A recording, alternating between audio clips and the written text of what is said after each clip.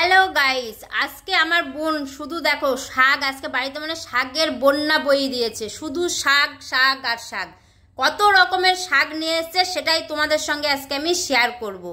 দেখো গাইস, কত রকমের শাক আজকে, শুধু আমাদেরকে শাক দিয়েই ভাত দেবে আর শাক ভাজাই খাওয়াবে। একটা মানুষে এক রকমের শাক খায়, আর আজকে আমাদের বাড়িতে কত রকমের শাক সেটা শুধু তোমরা দেখো আর কমেন্ট করে জানাবে যে এত শাক একদিনে কেউ খায় কিনা। তো দেখো, এই দেখো, এগুলো হচ্ছে কমলির শাক, এগুলো ধুয়ে নিয়ে চলে এসছে, দেখে বুঝতেই পারছো এগুলো কমলির শাক গাইস। আর এটা হচ্ছে পুঁই শাক। পুঁই শাক এই গরমকালে ঠান্ডা ঠান্ডা ভাবে পুঁই শাক খেতে ভালোই লাগে। আর তার সাথে আছে এটা হচ্ছে লাল ডাঁটার শাক।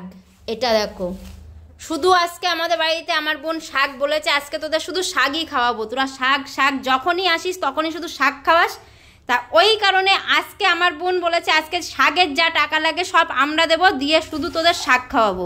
কত শাক খেতে পারিস সেটাই দেখবো। আর ও নিয়ে বসে গেছে, দেখো শাকটা কাটতে নিয়ে বসে গেছে।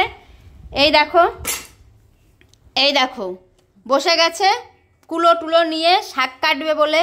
এই দেখো, বল তুই কি বলতে চাস? আজকে শুধু তোদের শাকই খাওয়াবো, এত শাক খেতে ভালোবাসিস, শাক খা। তা বুঝতেই পারলেন বন্ধুরা, তাহলে শুধু আমাদেরকে আজকে শাক ভাত খাওয়াবে, যে কারণে একটা না 3-4 রকমের শাক নিয়ে চলে এসেছে।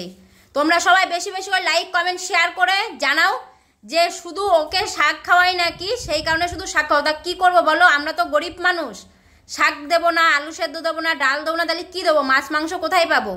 তোমরা সবাই একটু বেশি করে কমেন্ট করে জানাবে।